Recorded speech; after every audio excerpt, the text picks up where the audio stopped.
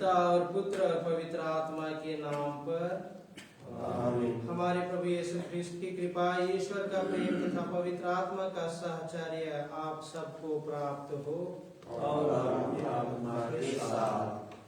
ख्रिस्त में प्यारे माता पिता, भाइयों एवं बहनों, आज अंतर्राष्ट्रीय महिला दिवस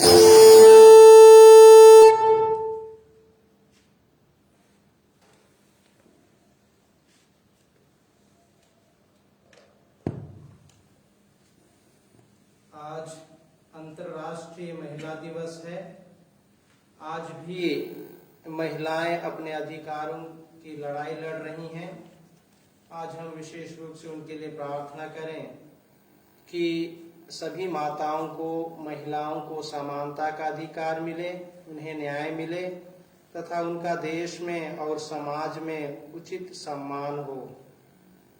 हम सभी चालीसा काल में हैं और यह पुण्य काल विशेष करके हम सभी को प्रार्थना, त्याग और भिक्षादान द्वारा पुण्य कर्मों पर जोर देती है और आगे बढ़ने के लिए प्रेरित करती है, ताकि हम पवित्रता में आगे बढ़ सकें।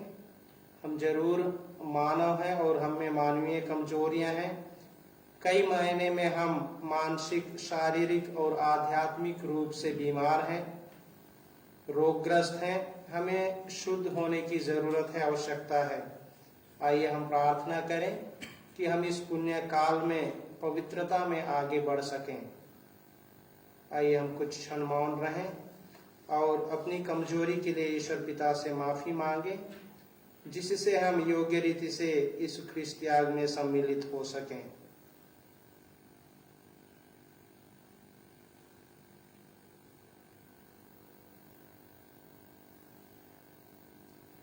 भाई और बहनों, ईश्वर और आप लोगों के सामने स्वीकार करता हूँ कि मैंने मन, वचन और कर्म से तथा अपना कर्तव्य पूरा न करने से, अपने कसूर से, अपने भारी कसूर से घोर पाप किया है। इसलिए मैं सब स्वर्गदूतों, संतों और आप लोगों से, हे भाई और बहनों, विनती करता हूँ कि आप लोग मेरे लिए प्रभु ईश्वर से प्रार्थना करें। सर्वशक्तिमान ईश्वर हम लोगों पर दया करे और हमारे पाप क्षमा कर हमें अनंत जीवन प्रदान करे। आमीन। A20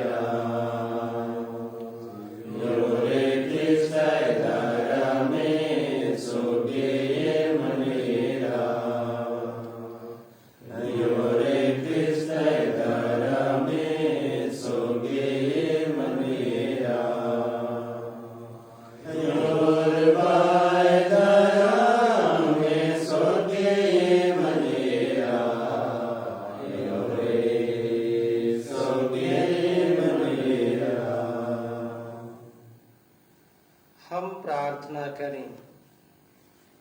हे प्रभु, अपनी अमोघ अनुकंपा के कारण कलीसिया को शुद्ध कर और उसकी रक्षा कर। यह तेरे बिना स्वस्थ और सुरक्षित नहीं रह सकती। अपनी कृपा से निरंतर इसका संचालन करते रह। हमारे प्रभु और तेरे पुत्र यीशु ख्रिस्त के द्वारा, जो तेरे तथा पवित्र आत्मा के संग एक ईश्वर होकर युगानुयुग जीते और राज्य करते हैं। आमीन।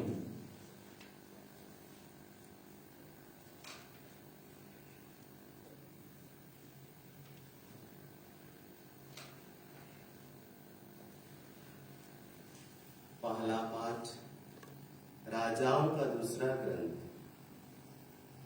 पाठ का मूल वाक्य है, इस्राएल में बहुत से कोढ़ी थे, उनमें से कोई नहीं बल्कि सीरी नामक ही निरोध किया गया। आराम के राजा के सेनाध्यक्ष नामान को अपने स्वामी का सम्मान तथा कृपा दृष्टि प्राप्त थी, क्योंकि प्रभु ने नामान द्वारा आरामियों को विजय दिलाई थी। वह महान योद्धा था, किंतु कोढ़ी था। आरामी छापा मारकर किसी समय इस्राएल के देश में से एक कन्या को उठाकर ले आए थे और वह नामान की पत्नी की दासी बन गई थी। उसने अपनी स्वामिनी से कहा, ओ, यदि मेरे स्वामी समारिया में रहने वाले नबी से मिल जाते तो वह उन्हें कोढ़ से मुक्त कर देते। नामान ने अपनी स्वामी को बताया कि इस्राएली कन्या ने क्या क्या कहा है। इस पर आराम का राजा बोला, तुम वहां जाओ, मैं तुम्हें इस्राएल के राजा के नाम एक पत्र दूंगा। नामान चल पड़ा और वह चांदी के 10 तोड़े, सोने की 4000 असरफियां और 10 जोड़े कपड़े अपने साथ ले गया। उसने इस्राएल के राजा को वह पत्र दिया। उसमें यह लिखा था, मैं इस पत्र के साथ अपने सेवक नामान को आपके पास भेजता हूं, जिससे आप उसे कोढ़ से मुक्त कर दें। इस्राएल का राजा पत्र पढ़ते ही अपने वस्त्र फाड़ कर बोल उठा, मैं तो ईश्वर नहीं हूं जो मार और जिला सकता है। तो उसने किसी को कोढ़ से मुक्त करने के लिए क्यों मेरे पास भेजा है? वह निश्चय ही मुझसे लड़ने का बहाना ढूंढ रहा है। जब ईश्वर भक्त एलीशा को यह पता चला कि इस्राएल के राजा ने अपने वस्त्र फाड़ डाले हैं, तो उसने राजा के पास यह कहला भेजा, आपने क्यों अपने वस्त्र फाड़ डाले हैं? वह मेरे पास आए तो वह जान जाएगा कि इस्राएल में एक नबी विद्यमान है। इसलिए नामान अपने घोड़ों और रथों के साथ आकर एलीशा के घर के द्वार पर खड़ा हो गया। एलीशा ने उसे यह संदेश कहला भेजा, आप जाकर यरदन नदी में 7 बार स्नान कीजिए, आपका शरीर स्वच्छ हो जाएगा और आप शुद्ध हो जाएंगे। नामान क्रुद्ध हो उठा और यह कहते हुए चला गया। मैं समझ रहा था कि वह स्वयं बाहर आकर मुझसे मिलेंगे, अपने प्रभु ईश्वर का नाम लेकर प्रार्थना करेंगे और कोढ़ के स्थान पर हाथ फेर कर उसे दूर कर देंगे। क्या दमिश्क की अबाना और फरपर नामक नदियों का जल इस्राएल के सब जलाशयों से बढ़कर नहीं है? क्या मैं उनमें स्नान कर शुद्ध नहीं हो सकता था? इस पर वह मुड़कर क्रोध के आवेश में चला गया। उसके सेवक उसके पास आए और यह कहकर उसे समझाने लगे, पिता, यदि नबी ने आपको कोई कठिन कार्य करने को कहा होता तो आप उसे अवश्य करते। जब उन्होंने इतना ही कहा, स्नान कीजिए और आप शुद्ध हो जाएंगे, तो आपको ऐसा अवश्य करना चाहिए। इसलिए उसने जाकर यरदन नदी में 7 बार डुबकी लगाई, जैसा कि एलीशा ने उससे कहा था, और उसका शरीर फिर छोटे बालक की शरीर जैसा स्वच्छ हो गया। वह अपने सब परिजनों के साथ एलीशा के यहाँ लौटा। वह भीतर जाकर उसके सामने खड़ा हो गया और बोला, अब मैं जान गया हूं कि इस्राएल को छोड़कर और कहीं पृथ्वी पर कोई देवता नहीं है। प्रभु की वाणी। ईश्वर को धन्यवाद। भजन अनुवाक्य। मेरी आत्मा ईश्वर की जीवंत ईश्वर की प्यासी है, मैं कब जाकर ईश्वर के दर्शन करूंगा।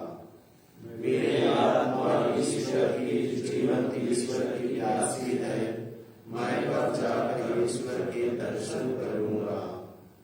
हे मेरे ईश्वर, हरिणी जैसे जलधारा के लिए तरसती है, मेरी आत्मा वैसे ही तेरे लिए तरसती है।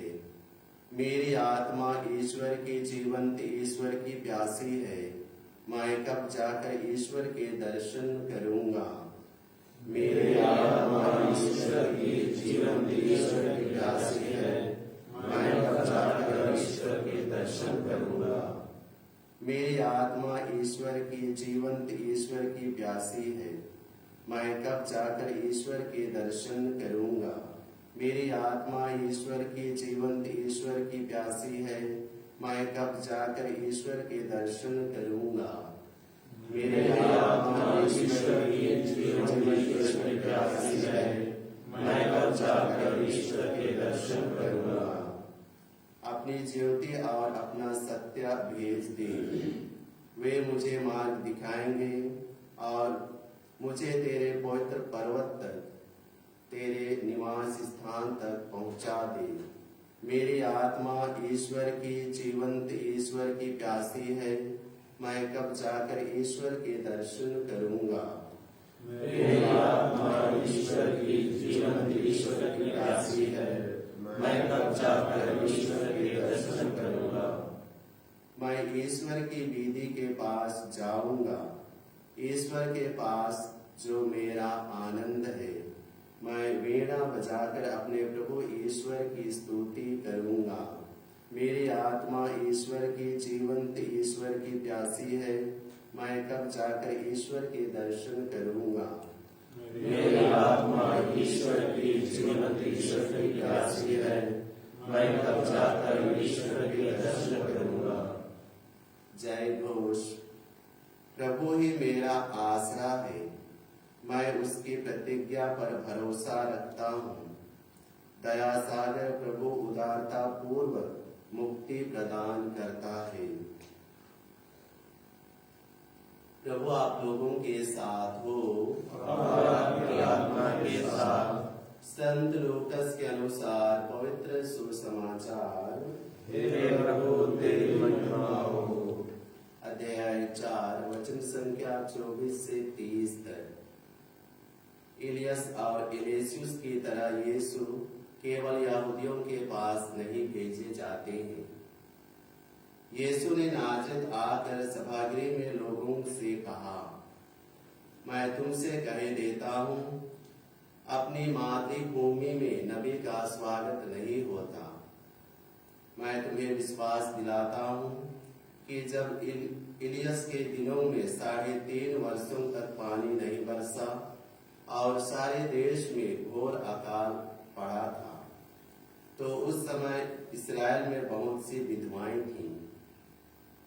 फिर भी इलियस उनमें से किसी के पास नहीं भेजा गया।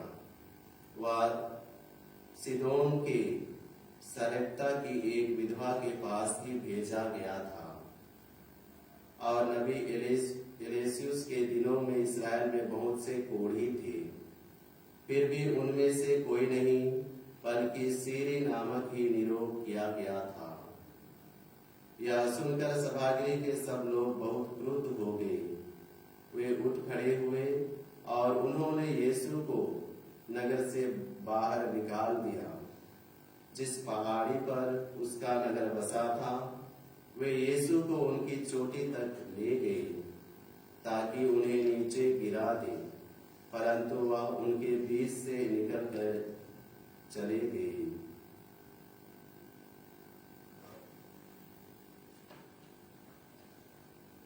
प्रभु का सुसमाचार फिर तेरी स्तुति हो।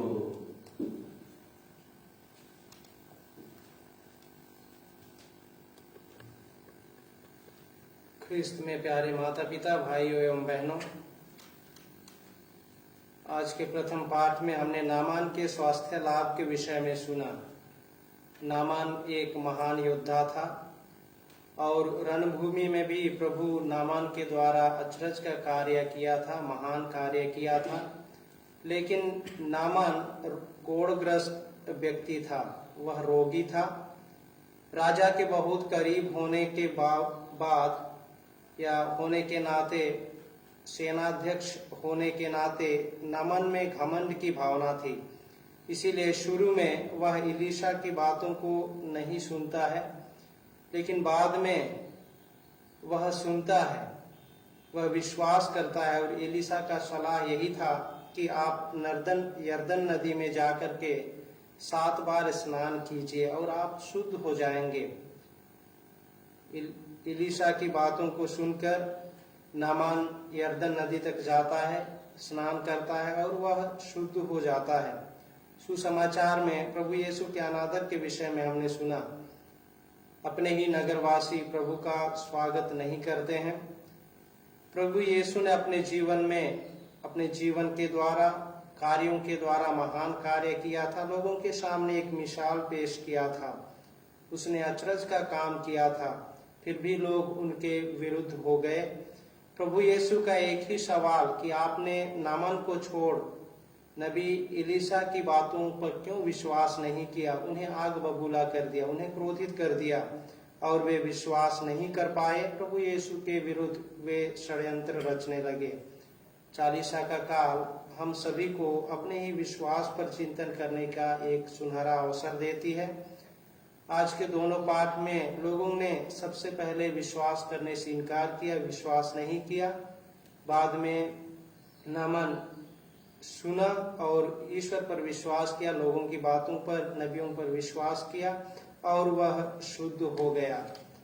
कई बार हम धर्म ग्रंथ की बातों को, यीशु की शिक्षा को और आज्ञाओं को सुनने से इनकार करते हैं, विश्वास नहीं करते हैं।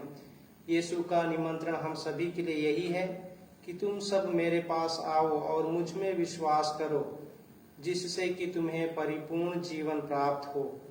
आइए हम अपने मन दिल को प्रभु के वचन के लिए खुला रखें, ताकि वचन से सिंचित होकर विश्वास के द्वारा हम अपने जीवन में नयापन ला सकें, बदलाव का अनुभव कर सकें। E62 सुंदर सुमन सजा के ताली में चलो जाए प्रभु के मंदिर में, चलो जाए वेदी के पास। अर्पण सजा के थाली में, चलो जाए प्रभु के मंदिर में,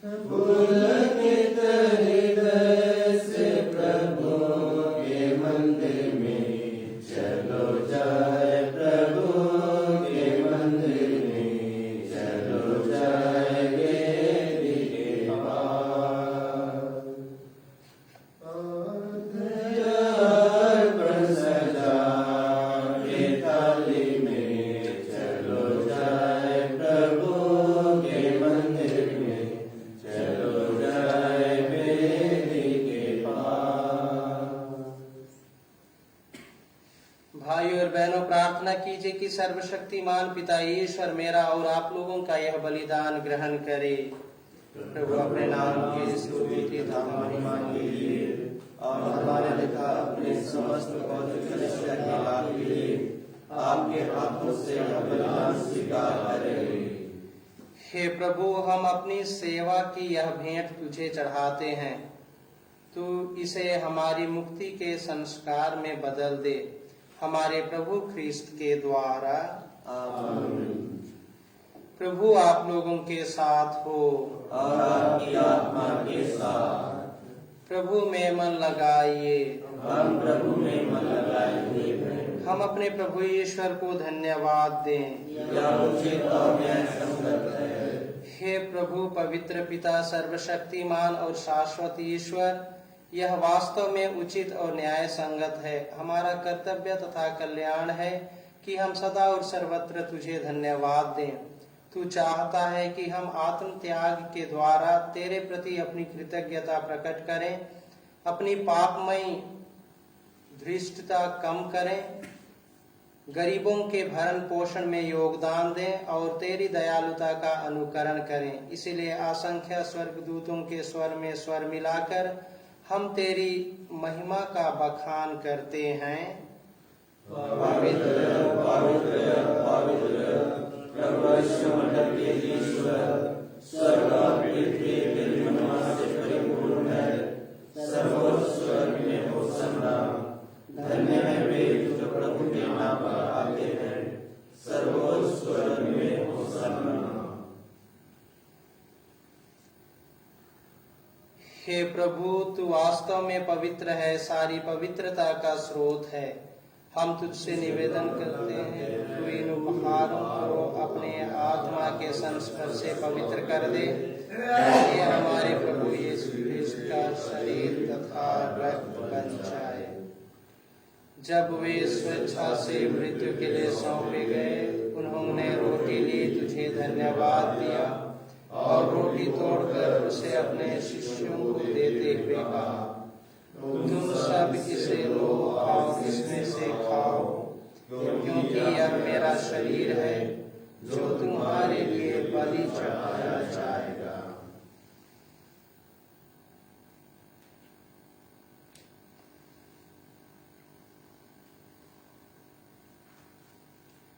इसी भांति भोजन के बाद उन्होंने कटोरा लिया, तुझे धन्यवाद दिया और उसे अपने शिष्यों को देते हुए कहा, तुम सब इसे लो और इसमें से पियो, क्योंकि यह मेरे रक्त का कटोरा है, नवीन और अनंत व्यवस्थान का रक्त, जो तुम्हारे और बहुतों के पापों की क्षमा के लिए बहाया जाएगा। तुम मेरी स्मृति में करो।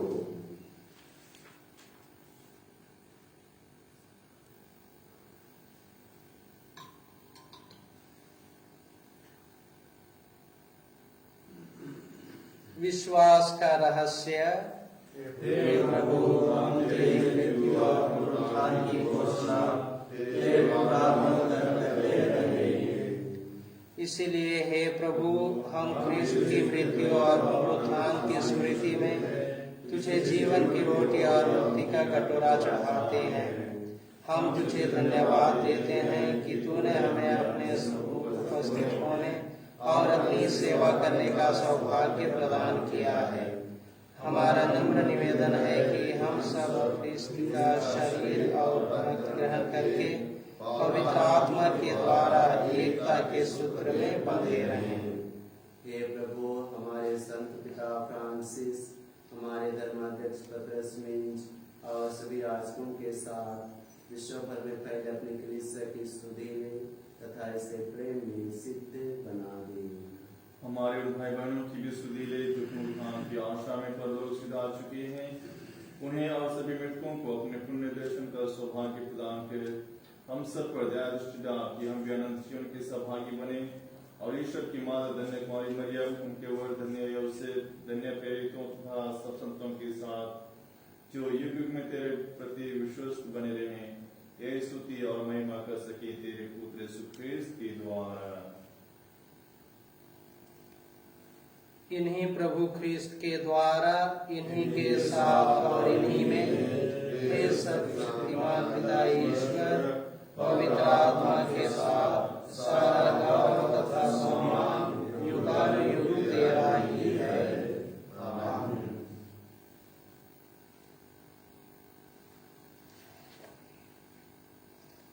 मुक्तिदाता के आदेश पर और दिव्य शिक्षा से सुदृढ़ होकर हम साहस के साथ प्रेम पूर्वक कहते हैं, हे हमारे पिता जो स्वर्ग में है, तेरा नाम तेरा राज्य आए, तेरी इच्छा स्वर्ग में है, वैसे पृथ्वी पर पूरी हो।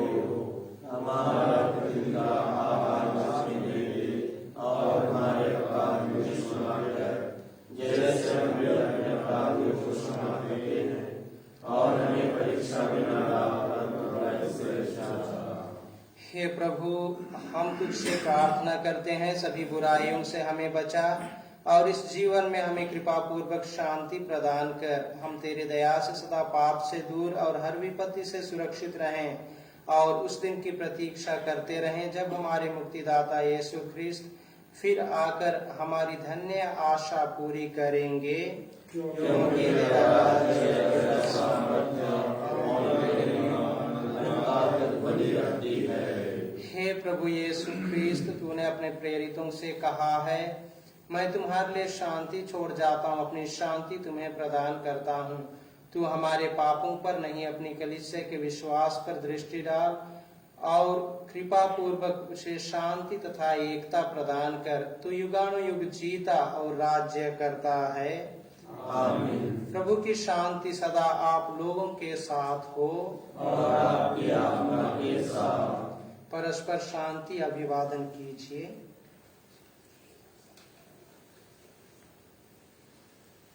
ईश्वर की मेमने उस संसार के पाप कर लेता है, हम पर दया कर।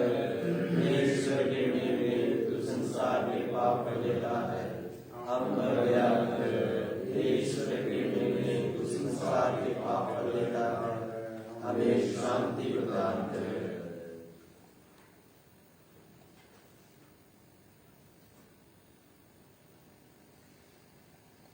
देखिए ईश्वर का मेमना, इन्हें देखिए जो संसार के पाप हर लेते हैं। धन्य है वे जो मेमने के बोझ में बुलाए गए हैं। हे प्रभु, मैं इस योग्य नहीं हूँ कि तू मेरे यहाँ आए, किंतु एक ही शब्द दे और मेरी आत्मा चंगी हो जाएगी।